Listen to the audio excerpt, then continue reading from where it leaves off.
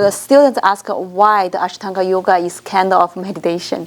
Yeah, that's how I remember being, Ed mentioned, meditation in motion. So first we have to look what meditation is. Meditation is just not sitting there and sitting quietly. It's much more difficult than that. Meditation is the quietening of the mind, which is what yoga is, the quietening of the mind. And so in meditation, that's what we're trying to do.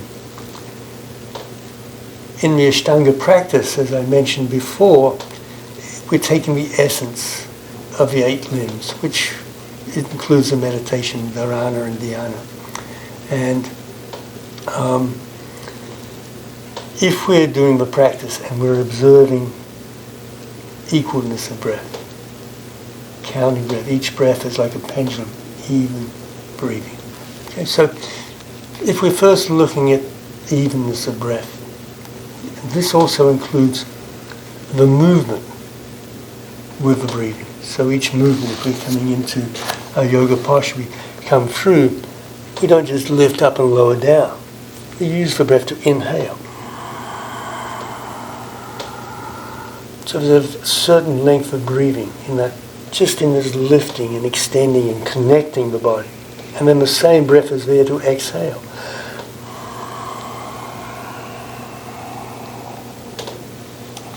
So we're taking this whole breath to come down, and then the 5 breaths in. Same breathing, whole time. And when we come up, the movement is slow with the inhalation.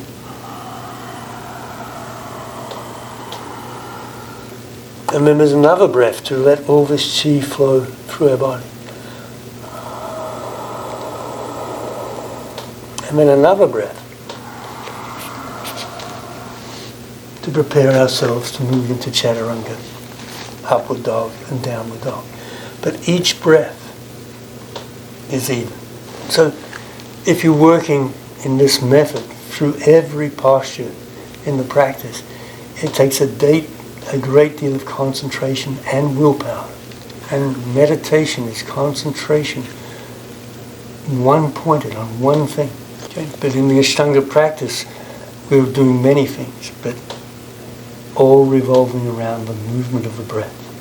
And this, if you can work your practice in this way, it's such a beautiful practice. You feel so much better, so much inside, the chi all flowing, the energy from the chi. It's amazing. If you do it without the breathing in this method, you'll still feel good, but not as good.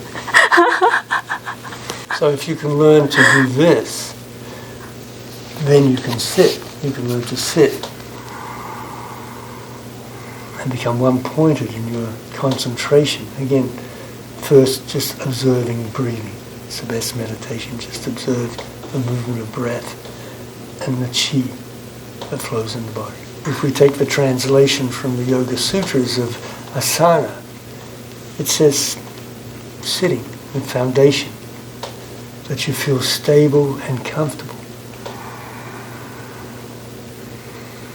So this is first. And the next sutra says when this is there, so when you're in asana and it's comfortable and you're balanced, you can now start to observe the endless, which is the universe. You can start to observe it within your body. You observe it along the spine. So this is chi. You observe chi. And then from there, once you have this ability to sit there and observe the chi, that you're so concentrated, and this is the word, so concentrated, so deeply involved in the asana, the posture you're in, and the flow of chi, that you won't be affected by the opposites, the pairs of opposites, hot, cold, emotions. Be calm. And from this is the basis of moving in to meditation, dharana and dhyana. So first we do asana, but to do it correctly is with the breath, the movement, and observing chi. Very difficult practice.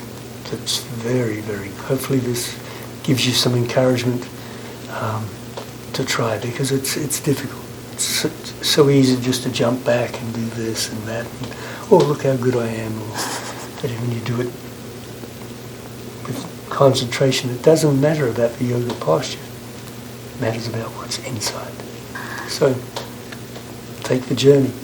Enjoy the journey.